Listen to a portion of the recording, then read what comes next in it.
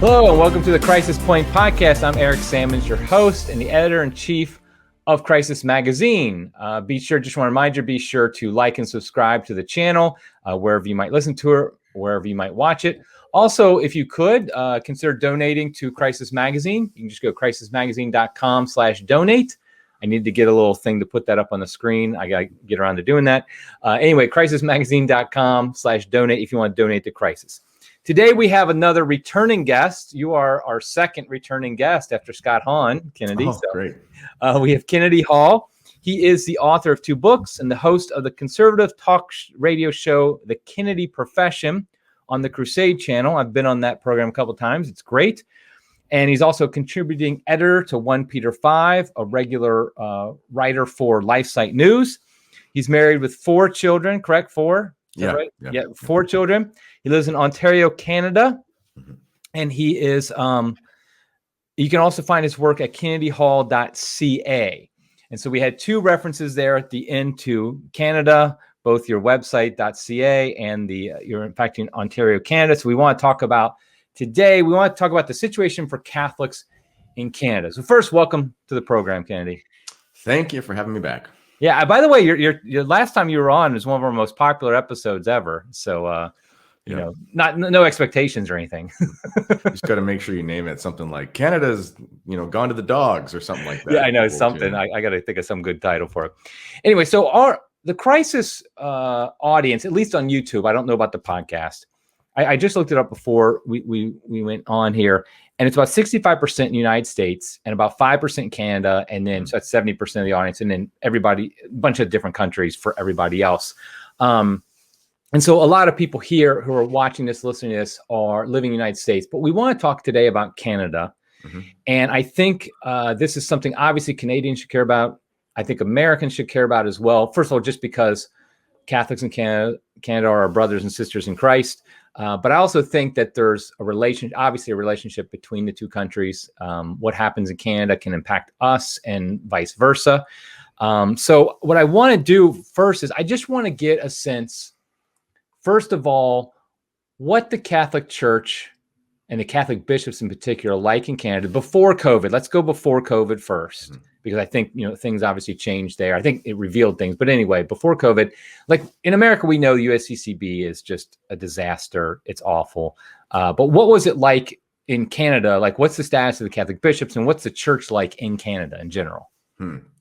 Well, the a little bit of history. The Catholic Church in Canada is actually a very integral part of the country. Arguably, Quebec was the last strong European nation. Catholic European nation in a sense, right? When you go to Quebec, it says La Capitale Nationale. When you go to Quebec City, they call themselves a nation, even unofficially.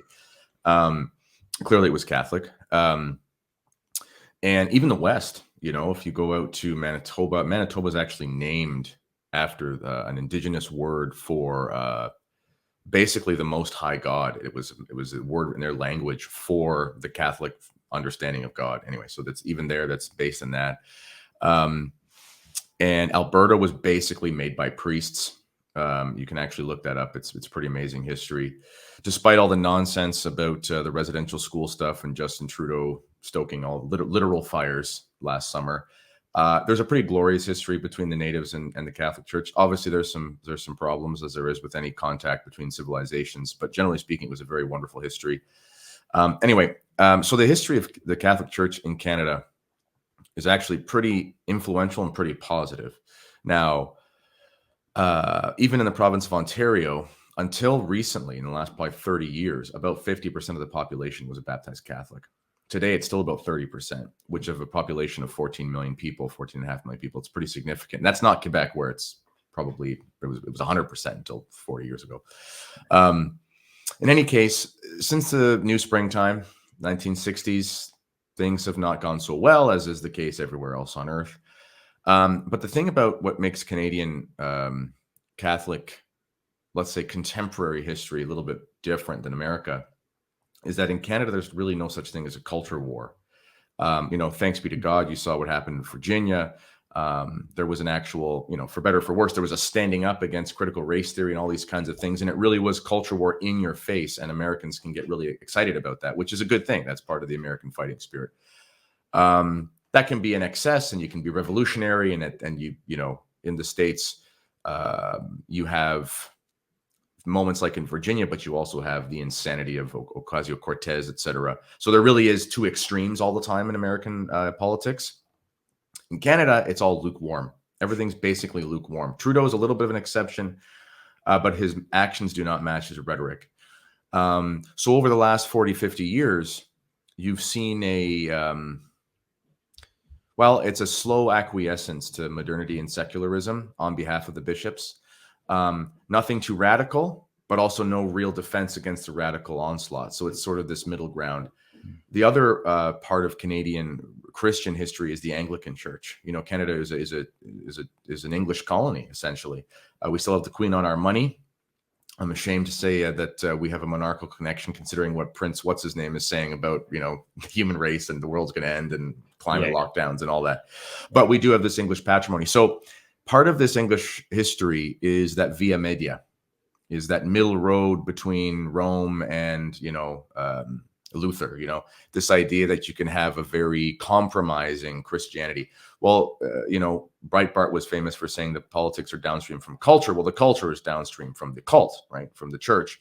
And that cultus of Canadian Christianity is very much a middle lukewarm sort of one, just by nature being Anglican. So you see that in the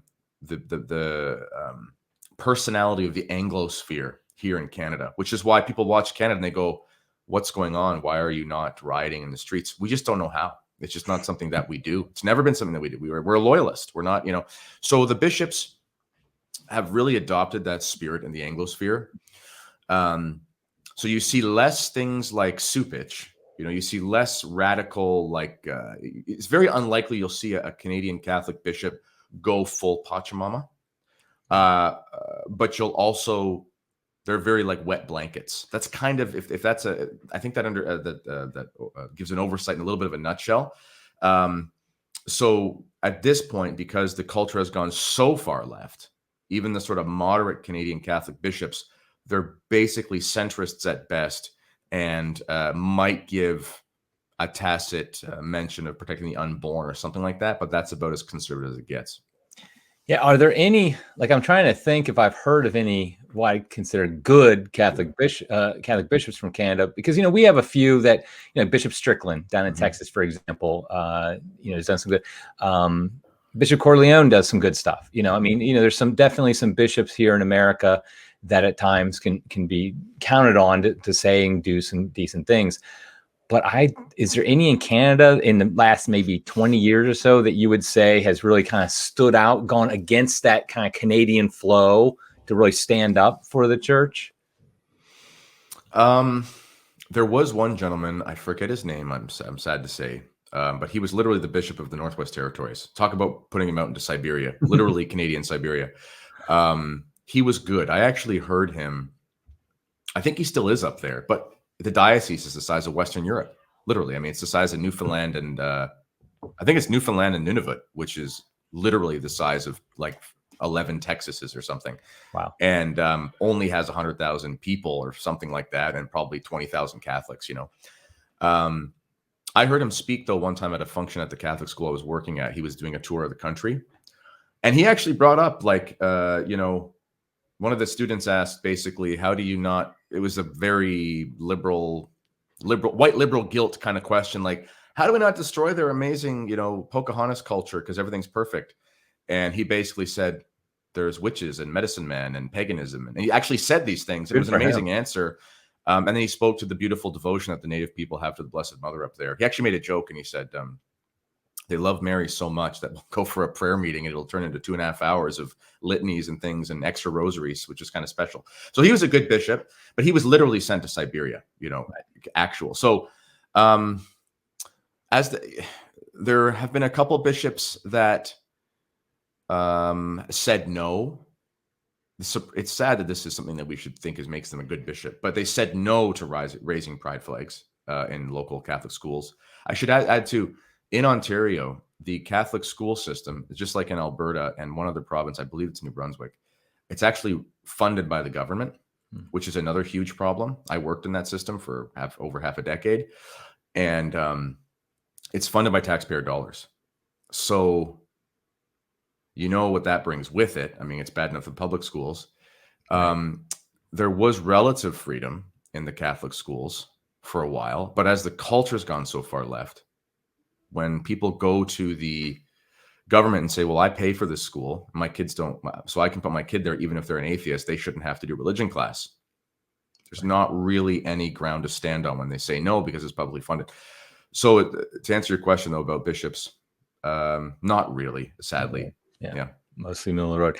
Now, how about the political situation? It sounds like it's somewhat similar. How long has Trudeau been prime minister there? It's prime minister that he is, right? Boy, I'm showing my ignorance. Yeah, he's prime minister. He's 2015. 2015. October Okay. 2015.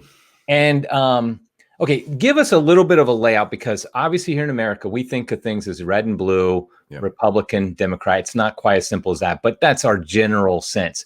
What are the major parties, and do they correspond at all to like Democrats and Republicans here in America, or is it really a whole different beast there? Similar, but different. We're a parliamentary system. I know America has technically more than two parties, but effectively it's a two-party system. Canada is a multi-party system with two or three dominant parties. So you have the Conservative Party, which is run by a man who makes Mitt Romney look like a far-right conservative. So that tells you where, he's pro-choice, he's pro-vaccine mandate. He just happens to be good at math. That's why he's conservative. So, he won't put us into insane amounts of debt, but he still will, because I always say sin is expensive. So whatever. His name is actually Aaron O'Toole, so we just call him the Tool. But and then there's Trudeau, runs the Liberals, and then the third party, which is a major party, is the New Democrat Party. They're like if Bernie Sanders had a political party. Okay, like the Green, almost like the Green Party, maybe here. We have a Green Party. Oh, you do have a Green Party. Okay. The New Democrats, they're really just they started off. It's weird. Okay, so they started off 60s-ish as a cooperative, almost rural party in a sense. So they weren't liberal in their values, but it was that era of combining farming interests and trade unions and things. So they were, you could be conservative, you could be pro-life, you could actually argue that they were historically less radical in their values than the liberals, but they were very collectivist in their economics. That has turned into collectivist thinking in everything, as it always does. Right. So the last election was in September. The Conservatives got more popular vote with about 5.5 million, but they lost. They didn't get the same amount of seats as the Liberals, who got about 5.25 million. The New Democrat Party got around a couple million. There's a wild card party, though. This is what parliamentary politics. It's like Europe in this sense. There's the Bloc Quebecois, which are a nationalist party out of Quebec. They got about 39 out of 60 seats from the province of Quebec. They don't run anyone outside of Quebec at all. They're just a separatist party, and they advocate for Quebec interests. And then there's a libertarian party called the People's Party, which is very popular nationwide, but didn't win any seats. They got almost 1 million votes, but couldn't get it in the right areas. But generally speaking, Canada is liberal and conservative, but on the left, there's just a few options. But it sounds like if the Conservative Party is, kind of moving in the same direction as the GOP is here, in a lot of ways, if you don't count Trump. So that doesn't sound very good. And so you said Trudeau, he is, tell us about Trudeau. To be honest, down here, maybe he is up there too. He's just looked at as a joke, I think, by most people. He's Castro's son, and that stuff like that. He's the pretty boy that has nothing up here. That's I think the general perception of most Americans to him. Is that the perception of Canadians as well, or is there something more there? Yeah, Trudeau is a little bit of an enigma. He's clearly an idiot, and I mean that like with all charity. Although he does have certain skills, he's good at memorizing lines. So whatever level of idiocy he operates with, he does have a basic understanding of how to memorize a script. Okay, his father was the prime minister. His father was his Canadian father was the prime minister. He was an avowed Marxist. He was a Catholic. Pierre Elliott Trudeau, so the French name. Trudeau's family is very strange. His mother was basically a groupie. in that era of groupies in the 70s and stuff. I believe she had her child. I believe basically she became intimate with Trudeau's father, who was on one of his marriages. By the time I think his mother was around 18 and his father was like 50. So it's a very 70s rock and roll weirdness sort of thing. So it's no surprise that Trudeau has had a few pervert scandals, which, you know, they get swept under the carpet, but that's where you grew up in. And so his dad was a longtime prime minister. His dad is hated in the West, loved by liberals in the East. He took a ton of money away from Alberta by equalizing payments for oil and stuff. And anyway, so Trudeau is basically prime minister because of his name. He's never had a real job. He was a substitute teacher. He was a snowboard instructor. He was a pothead. You know, he wore blackface. He really is nothing. I guess we're a monarchy, you know, in that sense. So we have the son of the former king. But he's a really good actor, and he's, you know, the white suburban moms find him handsome. So, you know, Canadians, this is the thing I should probably say. Canadians are not very politically astute and aware. Our state media is our biggest media entity here. It'd be like if PBS was the most watched station, which is very strange. There's almost a North Korea level control of the media here. You have to be part of the regulatory body. It's almost impossible to get on if you don't jive with what they want to say. Wow. So, you know, this is one of the reasons why lockdowns have been so insane here, and vaccine passports and all this sort of stuff. I'll try to keep us on YouTube. Yeah. There isn't a diversity of media opinion here in the mainstream. It's just not possible. It's just the infrastructure is too strong against it. And so you only, the message that you get unless you're working really hard to not see the narrative, you only see the narrative. You know, we can make fun of Fox News and stuff, but I would kill for a Fox News North. At least Fox News doesn't like the Democrats. You know, if we had at least a station here that was watched by everybody that didn't like the Liberals, it would change everything. But we don't. So people vote for Trudeau. I mean, they don't even know why they're voting for Trudeau. They vote for Trudeau because they don't even know what's going on. Right. So conservatives, they consult a newspaper called the National Post, which is basically like a Wall Street Journal. But even there, that's owned by, it's subsidized by the states. They won't go too far. And so, you know, Trudeau, it's an enigma why he's prime minister. No one really likes him. But people just say they're a liberal because it's fashionable to be a liberal. So they just vote for him because they also don't hate him. Right. If that makes sense. It's a very apathetic sort of involvement. Right. Wow. Okay, let's move on then to the COVID response there. From what I've gathered, it started off as bad as it was here, but it stayed bad, or worse than here. So tell us a little bit about first how, and I'm talking about the church. I know that the politicians want to shut down everywhere, but how did the church respond to COVID there initially, and then how have they continued to since then? Since the initial outbreak? Well, the diocese that I'm most familiar with is London Diocese, which is where I technically live. It's massive. It covers a 3.5-hour expanse. It's pretty much all of Southwestern Ontario. And they shut down before the government said so. That's how they responded. Wow. So I know I do apologetics for the SSPX or whatever. I don't get paid for it. I just, whatever. That's one of the episodes we did. I've been shadow banned basically from speaking in the London Diocese. I was unceremoniously told that. So I've actually sat down for a long meeting with the Vicar General, who I will not say anything about, but it's a very, it's a worm tongue situation in this diocese. The bishop doesn't really say anything, and his couple advisors around him, the vicars, say everything. They are full on COVID. They are full leftist. I sat in a meeting with this vicar, and I was trying to bring up something that I thought he at least had to pretend to believe was true, that you shouldn't use contraception. And his advisor, a layperson who's the vicar's advisor, was there and said, no, you can use contraception with a good conscience. And the vicar just kind of shrugged his shoulders. So that's kind of the state of the diocese here. It's not uncommon in the rest of the country. So they shut down really strong, even when the government said they could open up.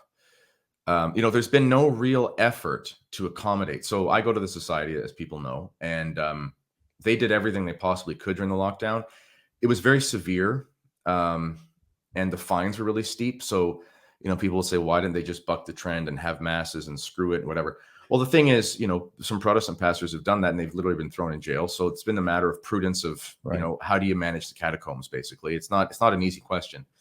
And but as soon as we've been able to be open in any capacity, the society priests have done, and Eastern priests actually, basically any of the priests that are not under the local bishops, so the Byzantine eparchies and things, they've done a really good job as well. Good for them. They just did whatever they could. So if it meant having 5 masses because you can only have 15% capacity, they did it. If it meant, playing with numbers and optics so it looked like things were kosher, then they did it. Whereas the diocese is just to the letter. If you can't get to you in some churches, people would show up to the SSPX mass because they'd go to their mass half an hour early, but they were out of seats and they just weren't allowed in. And there was no registration system way to know. It was just sort of try and get a seat, So it's been a disaster as far as the dioceses are concerned. So right now, if a typical diocesan parish in, let's say, the London diocese there in Canada, in Ontario, what's their rules? Like, what do they do? Like, from the bishop, what are they being told to do? It changes. So I don't think in Ontario singing was ever completely prohibited, but it was heavily restricted. So I haven't been to a diocesan mass in a long time. I'll probably, state of this diocese, I don't know if I'll ever go again. But we have friends who go to the Novus Ordo and stuff, and they said that there were concessions made, like there could be a choir in the choir loft, and if they were the same family, they could sing near each other. Otherwise, they had to sing 6 feet apart, and they had to put their masks on when there were no songs and things like that. You got to have 6 feet in between the pews, which I don't know. You got to wear your mask, and it's funny. The priests don't have to wear their masks when performing the mass, when saying the mass, but they have to wear it when distributing Holy Communion, which is just so weird and demoralizing. Anyway, that's actually been one of the big differences is in the traditional mass, you can't see the priest's face 90% of the time. So if they weren't wearing one, no one would know. Yeah, right. Whereas the Novus Ordo, it's very obvious. But so it just depends on the place. There are no vaccine passports. So recently what the government has said, October 25th, because we have vaccine passports here for anything non-essential, restaurants and things like that. So wait a minute, just be clear on the vaccine passport. So right now, any non-essential, so like basically the things that were initially shut down, probably, I would guess, those you cannot enter without a vaccine passport? Sort of. So it's funny. Some things you don't need them. Like you can go get a massage or a manicure without a vaccine passport, which you would think. You think a massage particularly. Well, I know you talk about touching, right? I know exactly. They must have a good lobbying group. Yeah, and I think because it technically counts as health or something like that. Okay. You don't have to have a vaccine passport to get a haircut. But you do have to have a vaccine passport to go to a gym, because this is about your health. Right. To go to a restaurant, but you can go into the restaurant. This is how crazy it is. Okay, I had to write an article on this for LifeSite. I went through all the regulations. So if you don't have to have a vaccine to work at the restaurant. Your employer might ask for one, but it's not like a rule. But for the province, so you could work at the restaurant for a 12-hour shift, and you could, I think, conceivably, you could eat the restaurant food on your break in the break room, I guess. But you couldn't come back as a patron. Science. Yeah, it's because science. You could work there as a contractor. So the rules are like you can go get takeout, you can go and wait in the restaurant. The funny thing is I don't wear a mask because you don't have to. People think you do, but you just don't. Just don't wear it. No one says anything. So I've gone into restaurants where they require a passport and waited standing at the bar without my mask. Whereas people who show their passports walk in with their masks. It's all very sciencey. But church, so on October 25th, they changed it where churches now, they are allowed to have as many people as they can, as long as they can distance. Okay. Which is totally subjective. Our priests are very creative in how they interpret that. I'm very thankful. Or if you require vaccine passports, you are allowed to have full capacity. Okay. That's where we are. So, but the diocese so far has not implemented passports. Okay, but now the Diocese of Grand Falls, which I believe is in Newfoundland, correct? Yep. Okay, so the Diocese of Grand Falls. Now, how do you know anything about the Diocese of Grand Falls? Like how big it is? Is it like a larger one, or an outlier, or? Well, Newfoundland is not big. I think it's under 1 million people. I think they have about 30 parishes. Okay. Okay, so in that diocese, the bishop there, Anthony Daniels, back on October 22nd, he said basically it's mandatory. It says effective October 22nd, 2021, it will be mandatory for all persons 12 and older wishing to attend masses or services in our churches to demonstrate proof of vaccination by using the vaccine passport, NL VaxPass, or by showing proof of vaccination by presenting their QR code before entering our churches. Therefore, beginning the weekend of October 23rd, 24th, entry into our churches will be restricted to those who show proof of vaccination. Now, first of all, do you know anything about like this bishop before this? Was he already known to be, is he just a Covidian, or was he already kind of a leftist before this? Or it's kind of like this is the first we've heard of him because he did something so stupid? So he was a protege of the London diocese. Okay. He was, I think he was the auxiliary. I know he from the London diocese, so I don't know if they made him auxiliary here first and then sent him there, or if he was sent somewhere as an auxiliary first and then there. But this is where he's from. Okay. There are only, I think there are only like 3 diocesan seminaries left in the whole country or something. St. Philip Neri Seminary in Toronto is actually pretty decent. If you're lucky and you're a diocesan priest, you'll go do 4 years there and do your degree, and then you'll go back to your terrible seminary. But so anyone who's come through the London seminary, the London Diocese Seminary, including Cardinal Collins, who actually Cardinal Collins is one I should have. He was good pre-COVID. He would stand up for any doctrinal thing, but he's become a total Covidian for the most part. Yeah. Although he speaks up about pro-life and all that kind of stuff, and he's a cardinal. But that's right, he's from Toronto. But so there's only a couple seminaries that are diocesan. And one is in London, London Diocese. I went to college at the King's College there, where they invited James Martin to speak. So that tells you. That seminary is really bad. It just is. I've got lots of friends who have gone there and left and things, and it's just they forbid you as a seminarian from hearing the Latin Mass. Like you're not allowed to go to it on your free time, and in the summer they say you're not allowed to go. And wow. It's a crazy place. You could get infected by the virus of traditionalism. Yes, exactly. So when you go through there, it's writings on the wall. One of our auxiliary bishop in London Diocese, I know him personally, Bishop Dabrowski. He's Polish. He's a decent prelate because he's Polish and not from Canada. Like he came through a Polish seminary. Right. Yeah. Now, so I know that another bishop, I can't remember the name, another diocese in Canada tried the vaccine mandate in masses. Where was that? Moncton, New Brunswick. Oh, right. That's right. And then it was, but then there's a lot of pushback, and he rescinded it. Now, to my understanding, Grand Falls has implemented this, and it's still in effect, correct? Mm-hmm. I don't know enough about Newfoundland, but I believe, actually, you know who's from Newfoundland? Matt Maher. Oh, is that right? Yeah. I don't like to think about his political views nowadays when I hear his old songs, but I know. know. I'm the same way. I've seen some things by him. I've been disappointed. I was a big fan of his music years ago. Yeah, he's a great musician. Yeah. So I think the faith is relatively dead in Newfoundland.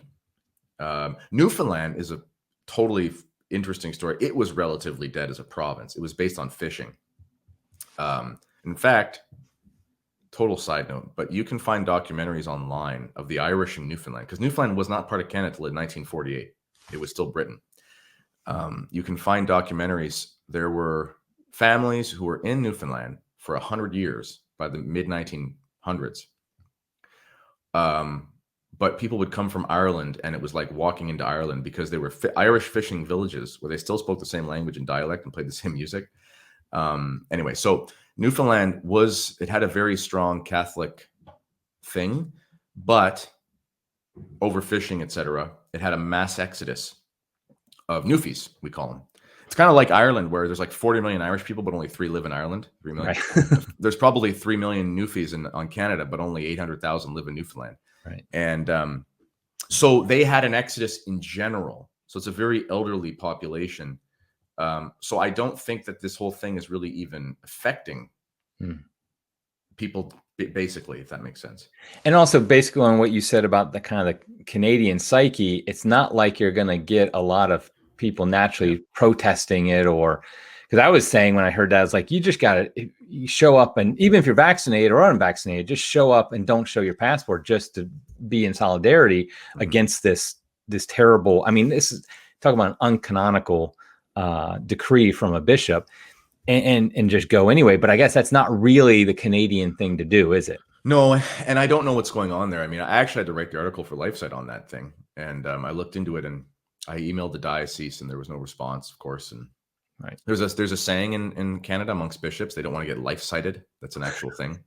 Because isn't LifeSite based in Canada? Yeah, it's from Canada. Yeah. Yeah. Okay, we're actually in Virginia now for our American office, so that was pretty fun last night for the colleagues. But okay, so in your opinion, then it seems like your guess would be that this decree is just going to stay in effect unless somebody from higher up, like a Vatican official, which I doubt they're going to do anything, would say something, correct? I mean, because it doesn't sound like there's really any true resistance to it. Yeah, there are rumors that the vaccine passports are going to go away by January. Okay. It's this whole thing, if we just talk about this whole corona thing in general, it's a very nebulous Marxism, because it's based on a house of cards. You know, one thing that, this is a little bit of Canadian inside baseball here, but just like you guys have the CDC numbers with the deaths and all that sort of stuff, right, we have the Health Canada numbers. Okay. They don't come out. I had to write an article for this every year until 2018, 2019. There's actually a section on the numbers for flu and pneumonia deaths. They don't separate them because it's really hard to do so. And then there's another section for other respiratory illnesses, et cetera. Anyway, last year there was no flu, as we've all heard, et cetera. Right. So recently, Health Canada put out, we took a vacation. Yeah. It went south to Florida. But last year, or last month, there was a report from Public Health Canada that came out basically giving a hint that they were calling into question, or, you know, the diagnostics might be a little bit fluid, you know, because we don't really know, and how many deaths and stuff. And I did a whole report on it because it didn't add up. And they said, well, these are subject to change. We're reaching a very watershed moment right now, I think, globally, with the whole COVID narrative, because here in Canada, end of November, numbers for 2020 come out. So it's kind of like, will they fully cross the Rubicon and just get rid of, will they go full 1984 and get rid of every statistic they've ever used and just pretend everything's different? I actually don't think they will. And I think they're going to see some the attention span of people today is about 2 months. Right. So they'll just kind of forget it. We saw that with masks. Right. Yeah. Until July, there was no, and then it was. So I don't know. I think it's going to go away relatively soon, because people are just getting sick of it, and there are elections coming up. But I don't know. Okay. So basically, the only way the vaccine passport leads for mass is if the government says, okay, there's no need for they're just going to go along with whatever the government says. And I don't know if they're enforcing it either. Like, I don't know what each parish is like. Right. That would be the different thing. Yeah. Yeah. Right. Exactly. So, So anything else going on in Canada in the Catholic realm that should be of interest to us? Like any other, like, are there any, I guess I'm asking, is there any signs for hope? Are there any good things going on? I mean, that you see anywhere in Canada for Catholics? Yeah, so it's funny. I don't mean to always get on my SSPX soapbox, but here in Canada, like it's mission territory. Okay, Right. that's all we have. I mean, there are some decent diocesan priests. I know some, but they're under the thumb of some very tyrannical bishops. So where I go, it's actually we joke that it's we say that it's in New Hamburg, Ontario. And we joke that St. Mary's, Kansas, which is like SSPX Mecca in the States, Right. we joke that's New Hamburg South, because it was 400, 500 people at the parish. We drive from all over to go to it. I live about an hour away from it. There's a school, everything. I mean, it's a really growing thing. And that sort of thing is really blossoming. It's really blossoming. And one of the positives out of this whole Corona lockdown stuff is that a lot of people sort of soften their hearts, not just to the SSPX, but to tradition in general, because a lot of the priests that were willing to go the extra mile they're either Latin Mass saying priests or they were traditionally minded. Okay. Right. Like Father Mark Goring is kind of like that. And even though he's a charismatic guy. So that's been good. And also, it's really given us a kick in the pants that we actually kind of have to do something. So there's a new political party. I just interviewed them. The lady who is a member of provincial parliament, she was kicked out of the of her caucus last year in 2020 for voting against the continual, I call it the Enabling Act, the Continual Reopening Act of Ontario, which is the Closing Act of Ontario. She voted against it and was kicked out and she's a traditional Catholic. Her husband's actually a devout Greek Orthodox. And I interviewed them for LifeSite. They have a new party. They're pro-life, pro-family, all that sort of stuff. It's causing a lot of people to consider homeschooling. It's causing a lot of people to consider, why are we in this mess that we're in? It's small, but it's significant. Sometimes I think we're so we look at things as a numbers game. We think, okay, we got to have a critical mass of like 51% of the population has to go a certain way, and then we'll finally follow. That's never how it works historically. For better or for worse, when you look at, for example, what happened in Russia with the Soviets, the Bolsheviks were actually very small. I think they were around 3 or 4% of support, but that 3 or 4%, and the Bolsheviks were bad, but it's just an analogy. It was a very motivated 3 or 4% that all were united with doing the same thing. Okay. And it was same with the National Socialists in Germany. It was a third party. Okay. And before that it was smaller, but they were all motivated with the same thing. Whereas the other groups were not really motivated to do anything in a united way. So they were able to take over. Right now, if you ask your average leftist, what do you believe in? They don't believe in anything. Okay. Most conservatives don't believe in anything. So it's fertile breeding ground right now for motivated Christian patriots in Canada, where all you really have to do is stand for something and do something about it. There isn't really much resistance. Part of the paradox of being in a country that's been very demoralized is that it's like that old Desert Fathers sort of proverb story where he went to a village where the one Desert Father says he went to a village which was basically possessed by the devil, and he could see the demons, and they were all taking naps because they had nothing to do. It was a very sin. Whereas he went to a village where everyone was living in a state of grace, and it was like celestial warfare was going on because the devils had to work on overdrive because the angels were answering to the prayers of the people, etc. Evil gets very lazy. So our Trudeau is very lazy. The Liberals are extremely lazy. They're just a bunch of nut jobs at this point, and they just say the craziest things, but they don't really do anything. So it's funny right now in Ontario, you can homeschool without any restrictions at all. You don't have to present anything to the government at all. And high schools will still accept your kids. Universities will even accept homeschool kids if you write a letter and show your essays and things. So to be honest, we actually really thought about leaving. I applied for jobs at schools in the States. I actually went for the visa, tried it all. We weren't sure what to do. We ended up praying a novena to St. Anne. Someone told us to for some reason, and it was very clear. So we stayed here. We live in a community now. We just moved. I won't say where, but we moved to a different community. Everyone's pretty much open to life. Christians of all stripes are against this nonsense. And we just start finding ways to just live our lives and not be a part of the whole matrix. And it's not really that hard to do. So it's kind of a double-edged sword here. Yeah. And that's what I've been kind of encouraging people who have been listening to this podcast and reading Crisis as well, is to do those things, to create those local communities like that. And if you don't live in one, you might have to move like you guys did. I mean, you just might have to find one, because what's more important? I mean, at this point, you need to have the support of people around you. And like you said, it's like, it's funny because, I wrote a book against the ecumenical movement, but this is where you have your true ecumenism, the Yes. good ecumenism, where all of a sudden you see some Protestant pastor who's fighting against the COVID regulations, and God bless him. And he's on your side when it comes to freedom, when it comes to being able to practice your faith without the government boot on your neck. And so, I think that's, that can be a wonderful thing. And it's good to hear that those things are happening up there in Canada. Yeah, it's, I wrote an article for 1 Peter 5 the other day, and liberalism is a sin, but liberty is godly. I was talking to my priests about this, traditional priests, and I was like, so Father, where do we go? If there's a Protestant group, for example, and there are many of them here, who will put out like a churches sign on petition sort of thing, can you sign on as a Catholic? And he said, well, it depends. If the intent of the letter or the petition or the movement is, because of the gospel, we reject your tyranny and what you're doing to us is evil, he says, for sure you can sign on to that. That's a defensive posture against overreach.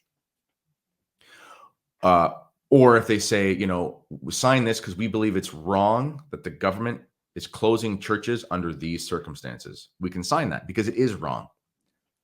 That's not the same as, here's our unified declaration of faith or something. Right. That's different.